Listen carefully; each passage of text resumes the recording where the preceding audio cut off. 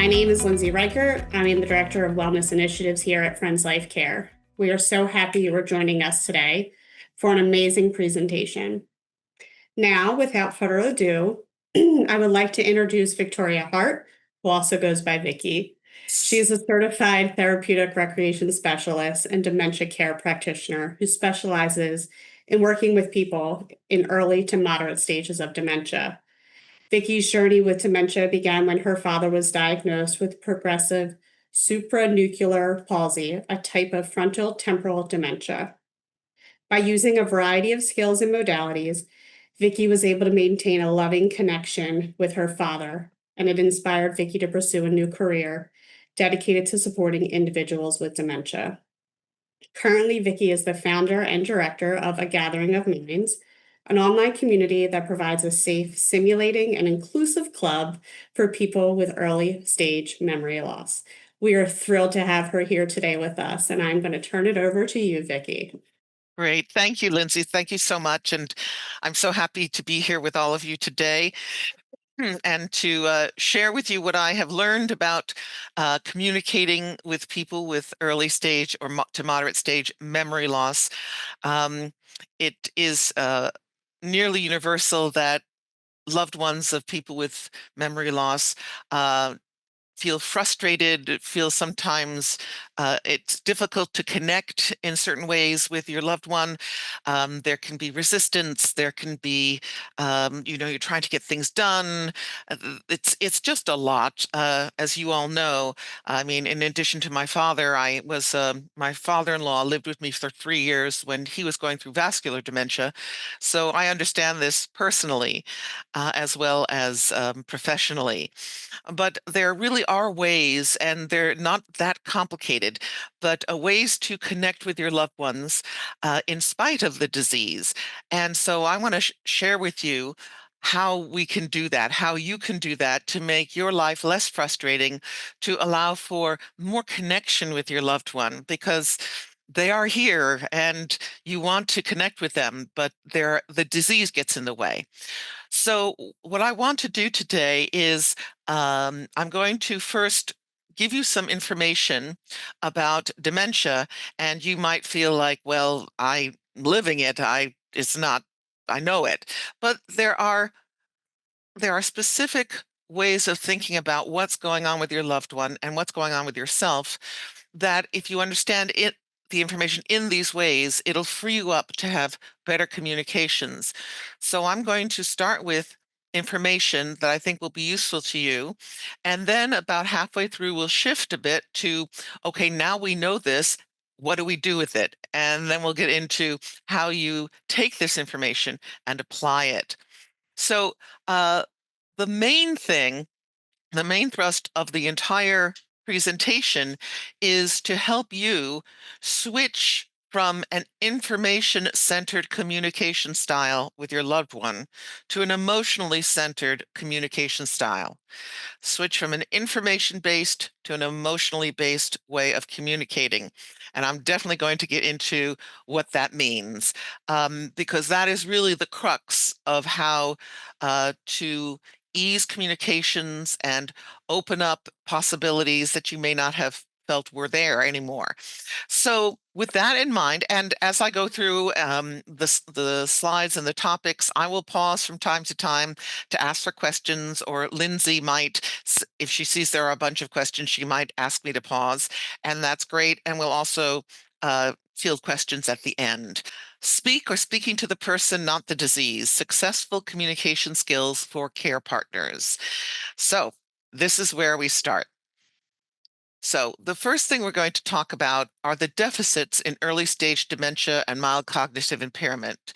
So what do you see as the care partner? You see short-term memory loss, you see some long-term memory difficulties, and you see loss of some executive function, often mistaken for apathy or depression.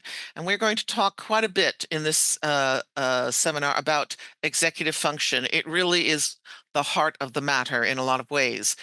So what is executive functioning in the brain? It includes initiative, sequencing, follow through, and dealing with new situations. So in other words, initiative, the ability to come up with an idea, executive function, and sequencing. Once you have the idea, how do you act upon it? What's step A, B, C, D? How do you get from here to there? Follow through. Once you've thought of how you get from here to there, do you actually do it? And then difficulty dealing with new situations. New situations require a lot of initiative, sequencing, and follow through, a lot of sorting out new information. That is very challenging for people with dementia, and it has a great impact on how we need to communicate with them. Also, you'll see people have a loss of judgment in some forms of of dementia, some dementia diseases more so than others. And often you see early on a difficulty with reading and spatial awareness. My father was an avid reader of like big history books. And when he started his progression in disease, they just sat by his table and he watched daytime TV, which wasn't his way at all. So those are things that happen, deficits that happen in early and moderate stage dementia. The next thing I want to talk about is something that people don't generally think about. Which is, what are the assets that people with dementia still possess? And it's really important to think not only of the deficits, but of the strengths and assets. So interests are still accessible. Now, they may need help. In fact, often they do need help accessing their interests, but they are still there. And I'm going to tell you later on ways that we can access it. Opinions and feelings are still strong and authentic, but think about it. How many times are people with dementia asked what they feel and what they think? Probably not as much as they should be. They need it. It feels bad when people don't ask your opinion, when people don't care what you think. So we have to be careful of that. They do have the ability to enjoy social, intellectual, and emotional engagement. They may need some help, though. They may need you to act as a bit of of an interpreter, and we'll get into how to do that. Curiosity is still strong. Now, this surprises people because with a loss of executive function, people are less able to come up with ideas, come up with questions. But having worked with people with dementia, they are profoundly curious. They love being surprised. They love learning something new. They get great joy from the unexpected when it's presented properly. So they are very curious and they are able to enjoy new ideas and experiences if they are properly curated. And we're going to figure out how to do that in a bit. Now, here's a little assignment that you can do later, um, which I would say to make a list of 3 to 5 strengths your loved one still possesses. For example, they have a sense of humor. They love music. They love to walk. They love a good meal. They have a favorite TV show. Whatever they enjoy, make a list of 3 to 5 of those strengths. And then list 3 to 5 things that used to interest or still interest your loved one. So, in other words, more specific hobbies, professional interests, travel, reading, theater, sports, music, etc. So go from things that they like to some more specifics in the list. And then for each item you list in number 2, list obstacles to engaging in those activities or interests for you and your loved one. You may have tried to engage them, but encountered resistance, or someone just said no. So I'd like you to start thinking in these terms and to write them down so you can kind of check that list and build on it. So it's not just kind of rolling around in your head. So that's something I recommend doing. Now, as we go on this journey to better communication, uh, the nuts and bolts are the physical obstacles to connecting. And so I've just kind of listed 2 articles here, which you can refer to later. I know that this video will be available to you after the session. So this was from Johns Hopkins. New study links hearing loss with dementia in older adults. It is essential that you get your loved one tested for hearing loss and get them to wear the hearing aids. I know there is incredible resistance from especially the older generation to doing that, but it is essential for a number of reasons. First of all, if they are not, if information is not getting into the brain, auditory information, the brain has nothing to work with. And so that's going to hasten the effect of cognitive loss. Also, if the person it doesn't hear well and they're when they're in a situation with another person or a social situation, they're expending all this energy trying to figure out what the word is. They are not using their cognitive facilities to understand the conversation or understand what's going on. So it's really super important. My father-in-law was very resistant to wearing a hearing aids. He used to be a physician, so you can only imagine what kind of patient he was. Um, but I finally said to him, I said, Sasha, I am not going to yell at you every single night at dinner. So either we go and get hearing aids or we sit in silence. And as my husband used to say, with Vicky, it's a short conversation. So we got him to the hearing aid specialist. Likewise, untreated vision impairment in older adults is linked to dementia. Same thing, but with vision. Um, we've got to get the information into the brain. The brain needs something to work with. And if the vision is impaired, if the world is coming in blurry and unfocused, that's not going to give the brain something to work with.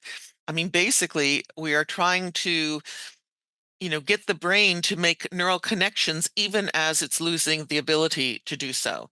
We want the plasticity of the brain is greater than we used to think, and so we want to be stimulating the brain. So they need to be able to see and they need to be able to hear. So I know that's a big challenge with a lot of people, but it's a high priority. So there's that. All right, Lindsay, how are we doing? Any questions so far? No questions so far. Okay, great. Just thought I'd check in. Awesome. Oh, all right. So let's talk about the emotional obstacles to connecting for the care partner, for all of us. And these I'm sure will be very familiar. Um, Having grief and a sense of loss at the changes that are happening and will continue to happen with your loved one. It's huge. Um, and fear and anxiety about the future. Uh, Frustration at one situation, at trying to communicate with your loved one, at whatever medical journey that you're on. It's very frustrating. Feeling overwhelmed. It's very overwhelming.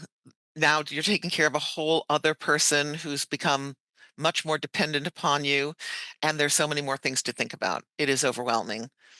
Loneliness, feeling isolated, and I think this is certainly a big one for married couples, but also for kids as well. A change in the relationship status. However you were relating to your parent, now they can't relate to you that way. Or your spouse has now become dependent when they used to be so independent. This is hard stuff. Sorry, this is hard stuff. And so we need to be very kind to ourselves, that this is a lot to deal with. So, whatever we can do to especially lower the frustration and the feeling overwhelmed, uh, can, bring the temperature down a little bit in terms of the frustration level. That would be, I think, very useful. So now let's go to the next thing, which is let's look at the emotional obstacles to connecting for the person with dementia, because they are feeling it too. They are feeling things too. At this stage, early to moderate dementia, the person may be aware of the cognitive changes and may feel or fear the loss of control, dignity, and sense of self. So this is happening to them. They didn't choose it. And a lot of people are aware of the changes. And that's very difficult and very scary for a lot of people. They may feel a general resistance to needing help or appearing infirm. They may fear the diminishment of personal dignity. They may be feeling overwhelmed by suggestions of activities because of loss of executive function. For the care partner to say, we're just going to go out to dinner, a person with dementia might be like, what, how, where, or we're going to the doctor, when, who, why, and or they may not even to be able to articulate those questions, but feel anxious because it feels overwhelming. They may be embarrassed by the changes they perceive in themselves. That often happens. And some people may even um, experience what we call anosognosia, which is a neurological condition in which the patient is unaware of their neurological deficit or psychiatric condition. So that can be very, very challenging. I worked in a continuing care community for a while where there was one gentleman who had great trouble walking, and he was very tall and very unsteady, and he had no short-term memory. So he was falling often, sometimes daily. He wouldn't remember it, and he refused to use a walker. And it was very, very frustrating because he had no memory and he had no sense that he was walking in a way that was dangerous. And we had to deal with that. So that can also be a very, very challenging situation. So now let's talk about the needs of people with early stage Alzheimer's, dementia, and MCI in terms of what we're talking about here. We need to learn how to speak to the person and not the disease. So then the question is, what does that mean? And guess what? I'm going to tell you. So when you speak to your loved one, and I know this is hard, but try to speak to them with respect at all times. Remember, they didn't choose this disease. So remind yourself of the respect you have for the life they've lived and are still living, for the strengths they have, for the passions they still possess, for the interests you help reawaken, for the perspective they have to share, their sense of humor, their compassion, their wisdom. And I say this from experience, especially with my group in a gathering of minds. We meet twice weekly, and in the 90-minute session, I present different topics every day, which we discuss and everything. And I am often astonished at the insight, at the humor, the witticism, the memories that come back, the insights they have.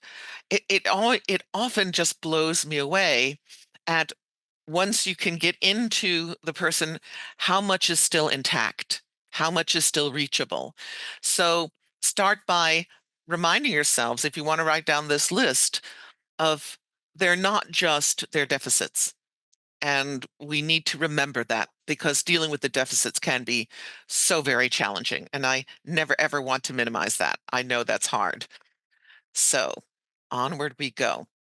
So now we're going to start talking about speaking to the person and not the disease. Misinterpreting symptoms as belonging to the person rather than the disease is very frustrating. So what am I talking about? As we said before, the lack of initiative, lack of interest, apathy, no follow through, inertia, loss of interest in reading and reading related activities, the resistance to trying new things, and resistance, for example, to engaging in old hobbies. I'll never forget when I was working at the Mainline Adult Day Center where I started this program. One gentleman came in and was talking to me about his wife, who eventually became a member. And he said, "Oh, she's lost interest in everything." And I thought, no, I bet she hasn't. And as a matter of fact, when she was in our group, she'd be the one who would say things like, "I want to learn about Bitcoin." And I'd be like, okay. So I did a session on Bitcoin. And I also thought, well, you can't really understand Bitcoin unless you understand the theory of money. So I did a preamble of the theory of money, and I found some interesting videos. They loved it. She loved it. But, and did they remember it? I don't know. I don't care. But in that moment, they felt like themselves. So this is part of changing from an information focused system to an emotionally focused system. It wasn't important that they remembered the information. What was important is they felt like themselves. They were intellectually engaged. They were learning something new. They were learning something that was surprising.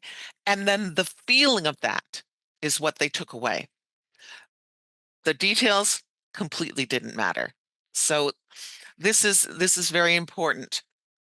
So, are we doing okay with questions? I think this is actually a great question. Yep, please. A participant asked, "What readings do you recommend about those with dementia, and what was the experience for them in terms of a cognitive change?" So, what I'm taking away is what was the experience for them in the terms of reading, and do you have any good books that are able to meet an individual who has mild cognitive impairment or dementia? Oh, yes. If I understand correctly, are you talking about the change in the ability of a person who used to be a reader and is less able to read, and then what to use? Is that having a little trouble understanding the I focus of the question? that's what I think the question is at. Okay. No, the question is really about this. Hold on one second. Yeah. Okay. Good.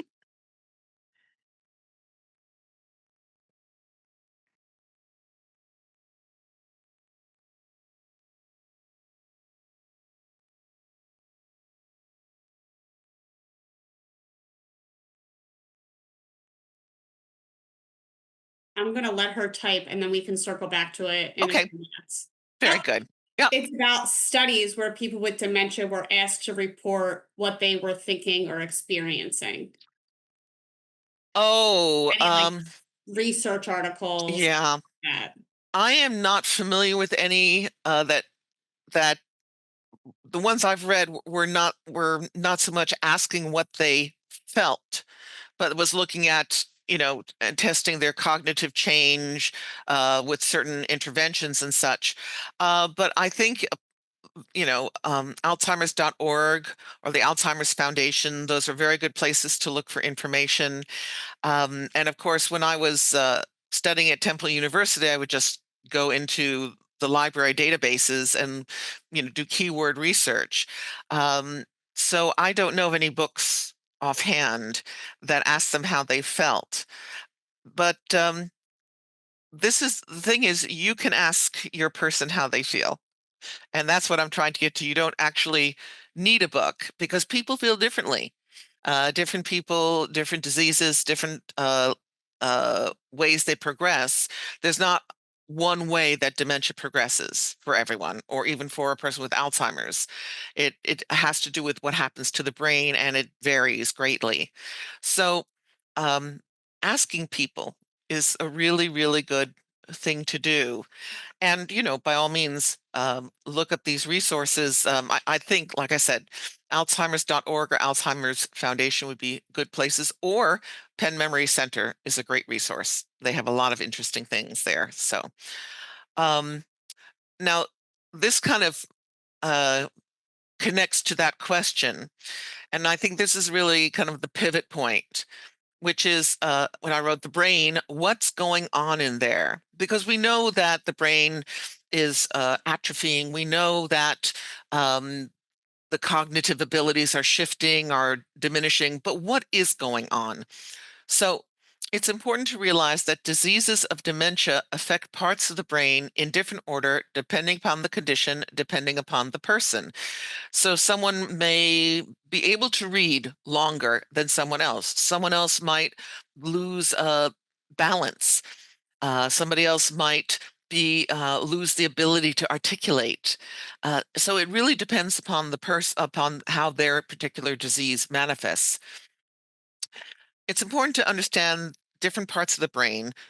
In general terms, you don't have to remember this, but the neo and prefrontal cortex and the hippocampus tend to be affected first in the early stages of dementia. So the hippocampus tends to retain long-term memories better than recent memories, but the hippocampus is really responsible for putting memories where they belong so they can be retrieved. So that gets affected usually pretty early on, and most of you, I'm sure, have seen that.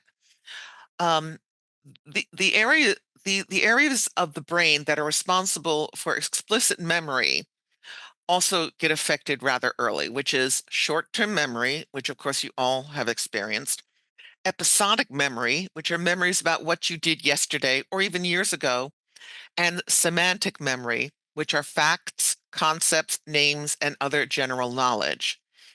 So those parts of the brain that are responsible for those functions. When those functions diminish, it means those parts of the brain are gone. Now, I think this is a really important concept because what ends up being very frustrating for the care partner and for the person with dementia is that we keep going back there. I have a dear friend whose father is now on this journey of dementia, and he's very much an information guy. He's an information guy, very analytical. And we are talking about it, and he said, "Well, I keep trying to explain to my father, and I've tried to make it very simple, and he just doesn't get it." And I said to my friend Kevin, that part of the brain is no longer there. It's not functioning. You're talking to something that doesn't exist. So you can't talk to him in that way. He's not going to get it. So if you, and it may sound harsh, but it's really meant to spare you and your loved one agitation and frustration, to really understand that that stuff is gone. But that doesn't mean that we can't communicate. On the bottom line, it says the amygdala is responsible for emotional response and tends to be affected later in the disease progression. So the key is, how can we approach our loved one through an emotional conduit? Another thing that's just parenthetically affected much later on is music. Many of you probably have experienced or heard that music is so powerful when being with people with dementia. And I'll say that my first career, up until relatively recently, I was a professional classical musician. I have a doctorate. And so I used that with my father. And it was this is before I got into the field of dementia, and I would sing to him. He knew all the musical theater of like Rodgers and Hammerstein and all that stuff. And when he was in a nursing unit, the caregivers there told me that 24 hours after I had been there, his function was better, his language was better, his mood was better. And it got to the point as his disease progressed where he couldn't hold a conversation, but he could sing all the lyrics. And so that's one of the ways when he was very progressed in his disease that we still connected. So we need to start focusing on what is there and how can I use that as a conduit to being with my person and connecting. Okay, so more on how to do it, more on the brain. We're going to focus on implicit memory. So implicit memory is stored in the cerebellum and basal ganglia, which tend to be affected much later in the disease process. So you see here where I'm going. I'm looking to what part of the brain is still intact and how can I communicate with that part of the brain rather than, you know, banging my head against a wall trying to talk to something that isn't there. So the implicit memory is uh, accessible in the early stages of dementia. So, what are the aspects of implicit memory? Implicit memory are things that become automatic over time with repetition. For example, back in the day, riding a bicycle. Once you've learned it, you don't have to think about it. You just kind of know how to do it. The process of implicit memory begins with learning skills and mastering a task. And it can respond to priming or responding the same way to similar stimuli, often dependent upon context and cues. So I'll give you an example. When I was at uh, Mainline Adult Day Center, there was a gentleman there um, who had a brain injury. And he was fine. He participated and everything. But every once in a while, I would see him put his hand in his pocket, his shirt pocket, and take out a 3x5 card and read it and then put it back in his pocket. And then I asked his wife why he did that. And she told me he forgets where he is. Now, here's where it's interesting. He'd be in the room with all these people, and all of a sudden didn't know where he was. But he did remember to look in his pocket and read the card when he was confused. That's implicit memory. So that's really interesting. He didn't know where he was, but he knew that when he felt that, he could check in his pocket because his wife put his card there. So this is how one changes how one communicates. We want to rely on implicit memory rather than explicit memory when doing tasks or activities. Also, very important, when possible, connect activities with positive emotional states. Joy, curiosity, humor, nostalgia. Memories are retained better when coupled with a strong emotion. And I can talk about that from a personal level, not having to do with dementia from myself. But as an opera singer, which is what I was, I sang hours and hours and hours and hours of music in 5 different languages, 2 of which I spoke and the rest I didn't. And after a time, I was like, how can I do that? How do I memorize that? And the answer I came up with was that all music is inherently emotional and, of course, uses the musical part of the brain, but it all had an emotional content. So it just went in very, very deeply. And I'll sometimes, and you all probably feel this too, you'll find yourself singing a jingle from 60 years ago. And you're like, where did that come from? So the music, the emotionality, we want to connect to these things that are these areas of the brain that are still intact. All right. Any questions? That's a lot of stuff. No questions right now. Great, great, great, great. Okay, so here we are. What to do while you're all here? Let's figure this out. We're going to focus on feelings, not facts. We're going to get emotional, switch from fact-based communication to feelings-based communication. This is the goal. How do we do it? A couple of things. Routine is essential. Remember procedural memory. So you do a thing again and again and again in a way that's consistent with consistent prompts. Your person with dementia can actually learn that. People with dementia can actually learn things. One of my current members of a gathering of minds told me that he noticed that he would think, like we all do, by the way, think of something, leave the room, and forget. And it really bothered him. So he actually, maybe because he's an engineer, he came up with a solution. When he thinks of something, he repeats it and as he leaves the room. So it's like, I want a glass of water. I want a glass of water. I want a glass of water. He walks down the hallway to the kitchen saying, I want a glass of water, which I think is brilliant. Okay. So routining things is so helpful when you can do it. Change can be startling and upsetting. Why? Because the person no longer has complete executive function. If somebody were to say to you, or you were to think, well, I have a bunch of errands to do today. And in your mind, you're going, well, I'll pick up the dry cleaning first, and then I'll maybe get a bottle of wine, but I'll do the grocery shopping last because it's hot and I don't want things in the car to spoil while I go elsewhere. Pure executive function. A person with dementia can't do that. So they have like no idea how things can be done. Also, create scheduled times during the day for intentional connection with your loved one. I'm sure I'm not telling you anything you don't know, that being with a person with dementia means a lot of caregiving, a lot of organizing, a lot of, concern about what to do next and this sort of thing. That's not really the kind of connection that it's necessary, but it's not intentional connection with the person. It's just getting things done, which need to be done. So if you can create a scheduled time, like for example, let's say you make dinner every night. I'm thinking about a spouse situation, or it could be a parent living at home, which was my situation with my father-in-law. Um, instead of having them sit in the other room watching TV by themselves while you're preparing dinner, bring them into the kitchen, put on a podcast of something you liked or that they like, and as you chop vegetables, listen to the podcast. And then from time to time, pause the podcast and say, Joe, they just said blah, blah, blah. Do you agree with that? Do you think that's right?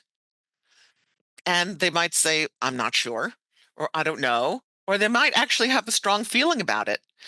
And then they can say, no, no, I don't think it's right. And then you might ask, well, why? What seems to bother you? What bothers you about it? And then you're having a conversation. And then the person is more fully engaged. And then they feel valued. So important.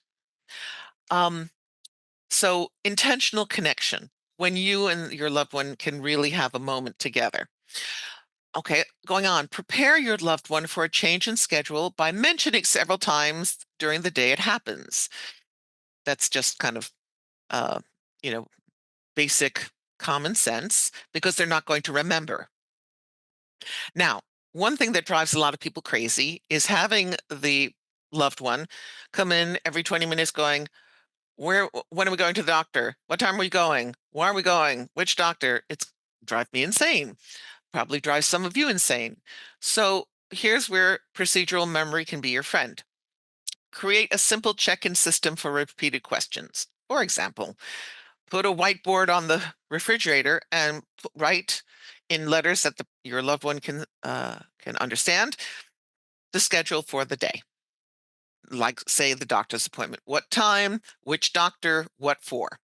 Then when your loved one comes in and asks you, initially you probably have to say, it's on the refrigerator door. You take your loved one there, you let them read it. You probably will have to do that for a while. But guess what? Eventually, when your loved one comes in and says, when's this thing happening? You say, go to the refrigerator. And then they can. So you can build that up, and it's much easier to just say, go to the refrigerator than having to explain your whole itinerary every time, which would make me want to, poke myself in the eye with a sharp stick. So that's for an example of using procedural memory. Okay. So what else? In your times of intentional connection, focus on the fun, focus on the laughter, focus on the friendship. So this is why I say intentional connection, because again, to try to mix this up when you're trying to get someone dressed and out of the house, or you're having to deal with phone calls or whatever, that's not going to work. Put aside a time. People at this stage of dementia are often aware of the changes in their cognition. They may isolate themselves, participate less in social situations, become bored and or apathetic, or may exhibit resistance to engaging in activities. This is a big one. I'm sure a lot of you have encountered this. This resistance can be because of not wanting to engage in something that heightens their sense of not being normal, or feeling anxious about it, or because their level of executive functioning makes them hesitant to try something new when they can't imagine, or something old when they can't imagine the steps. Tell you another story. A colleague of mine who's an aging life care person, but not a recreational therapist, was told me that her friend was in rehab and she was having dementia, but she used to crochet. And so this friend thought, wouldn't that be a nice activity for her? So she brought her a crocheting kit and she gave it to the friend, and the friend looked at it and just tossed it away. And my friend said, I guess she's not interested anymore. And I said, well, I think what may have happened was you gave her a kit that would require her to open it, take it apart, figure out what goes where, what belongs to what these instructions are, what is this booklet, how many, you see what I'm saying? She would have had to organize that, and it was completely overwhelming. Whereas perhaps if my friend had come with a few rows already crocheted and the needle right there and a ball of yarn, her friend might have just been able to, with procedural memory, continue to crochet. So this is, I'm talking about these things to show you how the activity of, for example, of crocheting, it can be overwhelmed if it's front loaded with executive function requirements. Just get them started. And then finally, people might resist participation because they're afraid they're going to fail or be tested in some way. After all, they were actually tested a lot to get their diagnosis. And I'll speak to you of another example. I was at a small, you know, um, lecture thing about dementia, and was speaking to a woman whose mom had dementia, and she was chatting with me. And she said, every time I see my mom, I say, "Do you know who I am?" And I said, please don't say that. Please don't say that. And she was like, why? I said, well, do you remember when you were in school and you hadn't studied for a test and you had to take the test? I said, how did you feel? And she went, oh. And I said, for a person with dementia, life is a test and they don't know the answers and they don't know where to find them. It's a very frightening feeling. So we don't want to say things to them that it's going to remind them of their deficit. When I visited my father, the first thing I did, I would hug him, I would kiss him, and I'd say in his ear, hi, Dad, this is your daughter, Vicky. I don't care if he didn't know who I was before then. At that moment, he had a daughter, Vicky, who cared about him. I don't care what he may or may not have known before that. But you see, I provide the information so I can get to the emotional connection. And we're going to talk about that too. So here's some do's and don'ts, following right along. Avoid pressuring your loved one in areas of deficit. Doing so can increase anxiety and feelings of disability. Focus on feelings and opinions, not facts. So if you find yourself wanting to give information to your loved one, stop. That's the first step. Just stop. If you want to explain to them why this makes sense, stop. They're not going, if they didn't get it, they're not going to get it. And this is actually true of people without dementia, but that's another story. That's another that's another thing. Do not quiz the person with dementia about facts. Do ask about feelings and opinions. Provide the facts and ask about feelings and opinions. Do not say, you saw that video yesterday. Don't you remember? The fact that they forgot is not important. That they forget things is no longer important. It's not information you need to share. It's not something you have to draw a line under. It's just a what so. As a seminar I once took said, what so is also so what. It's just what is. And it can hurt them to be reminded of that deficit again and again. If somebody, always criticizes you, I mean, it would land like a criticism. How do you feel? Well, that's how they feel. They still feel. How can you reframe that? If you have to talk about something that your loved one may not remember, refer to your having liked it and that you think he or she may enjoy it. For example, you want to go to a restaurant and says, don't you remember we went, last month with Bob and Susan? Um, that, you could say, there's this wonderful restaurant that I really enjoyed or that I've heard about, and I think you would really enjoy it. It's the kind of food you like. Would you like? Would you like to go? And and you could even say Bob and Susan are going to be there. I think it'd be fun to join them. They'd like us to. So you see what I'm doing? I'm providing all the information, and I'm also providing the emotional context. Wonderful restaurant, food you like, friends you enjoy. I'd love to go. Let's do it. You see? Provide the facts and ask the feelings. Very, very, very important. Okay, more what to do's. Make choices simple and not so open ended. So try to avoid things like, do you want to go out? Too open ended, too many possibilities. Out where, what, how, why, huh, what? Rather, let's go to the store or let's go for a walk. It's a beautiful day. For the person with dementia, it's hard to imagine the how of a new activity. So simply saying no feels easier. Saying no is a way of them exercising control over a situation. If you can let that sink in a little bit, they feel out of control, they feel anxious, and so no takes care of that. So as opposed to, oh, they're just being difficult.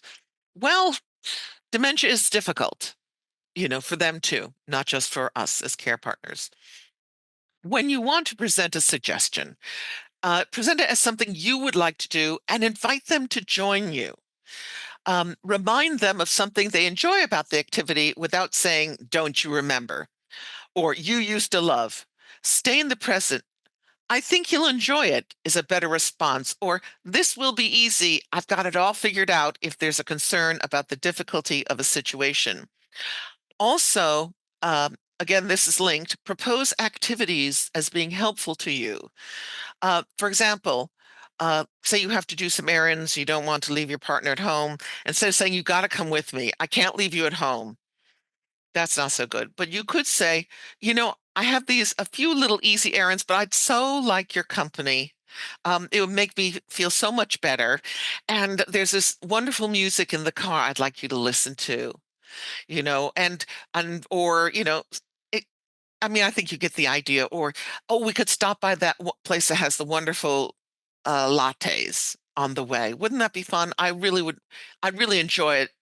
And the the purpose of that is, first of all, to avoid you should get out, you've been sitting around too much, et cetera, et cetera. But it's also people like to be asked, people like to feel that they have value. And I think one of the things that's very hard for people with dementia is, you know, not being able to, let me see, how do I want to say this? Feeling that they don't have value, that they're not important, that they're just a burden. So if you invite someone, say, I'd really love your company, that would make it so much nicer for me, then you're giving them a purpose rather than, you've been sitting on your butt all day. Come on. I'm sure you can feel how different those two things feel.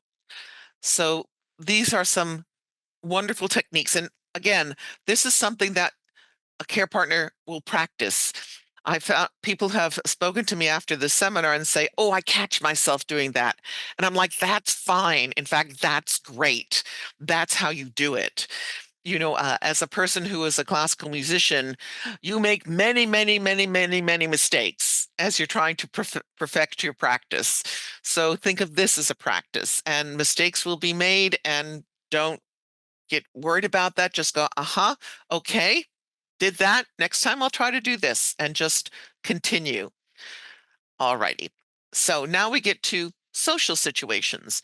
That can be very challenging for people with dementia. They they may have a feeling of being self-conscious in social situations because of concerns that people will judge them. And some people in social situations may indeed alter how they speak to and view the person with dementia. They're no longer John, they're John with Lewy body dementia. They're John with Alzheimer's. And that's very, very unfortunate. And people feel that. It can be difficult for the person with dementia because they don't quite remember names, quite where they know people from, or might not remember people at all in some cases. So, what can you do to make this better? Again, keep your partner in the know. You provide the facts. Subtly, if you say you're at a family barbecue, subtly reintroduce everybody by name. Example, hey, here's Joe. Paul, doesn't Joe look well? Or, hey, Joe, Paul and I were just talking about you. Or, Sarah, how did you enjoy your trip to the Bahamas? You see, putting it out there as questions to the other person, but you're saying the name, you're saying the relationship, or I didn't hear, but you can, hey, Bob, how are our nieces? How are your girls, our nieces? You're providing the relationship and some other context. If you're in a conversation and your loved one seems detached, repeat what was said or the topic of discussion, and then you ask them what they think about it. You engage them in the conversation with you, and then you can expand that. But if you see your person kind of checked out, it might be that there might be just too much ambient noise. Remember, what a lot of us take for granted in terms of reading and listening and that sort of thing is that it's not just the sounds going in, but the brain has to decode everything. And decoding sounds, decoding symbols such as the alphabet and words becomes more difficult for people with dementia. So if you can repeat what's said and let them focus in on you, that might help bring them into the conversation. And for example, if a friend has some interesting news to share, ask them to tell your loved one directly. Don't be afraid to ask someone to repeat something for your loved one. And by all means, do not let them talk past them. You know, oh, Paul would like to know, you know, would you repeat that for Paul? I think he'd love to know. You don't have to be mean about it, but you can be your loved one's advocate. and keep them engaged. Alrighty, so now ways of connecting. Get curious, ask questions. So this is for that aforementioned intentional time of engaging. Things you can do. Physical activity. I know I have a couple of members in a gathering of minds that they do. One guy does a 2-mile walk with his wife every single day, rain or shine. I think that's wonderful. And there are other things that people do regularly. Podcasts are great. Content with emotional or sensory components. For example, a lot of people with dementia feel very anxious. Guided meditation. You can go on YouTube and for free, there are all these wonderful, like some of them are only 10 minutes long, guided meditation where there's lovely music and a person speaks and you just sit there. And I've done this with my group. And when I started doing this, I thought, well, they'll all fall asleep. But no, I was wrong. They loved it. And I would ask them how they felt, like, oh, I'm so relaxed. Oh, that felt so good. So that's something. Current events, newspapers, TV shows, family news, photography, like if you have photography albums, trivia, uh, easy crossword puzzles, and that sort of, sorry, I should have turned my phone off, forgive me. Um, all those things can be great fun, easy games that they can play. In all cases, give the facts and ask about the feelings and opinions. Also, things like, for example, if you are going to, again, I'm back to cooking because we do that every day. If there's some easy thing that your loved one can do, you can do that while you're listening to music. You can, of course, you can use the internet. It's a tremendous resource. You can read that if your loved one used to love to read the newspaper and can't anymore, then part of your intentional connection might be either in the morning or the afternoon having a cup of coffee or something, and you read the newspaper, you read it out loud. And you say, oh, here, you might read the headlines and see what your loved one would like to hear. And every couple of paragraphs, stop and ask them what they think. And then you have a conversation and you have a connection. So those are great. Always give the facts and ask about feelings and opinions. And remember, great quote.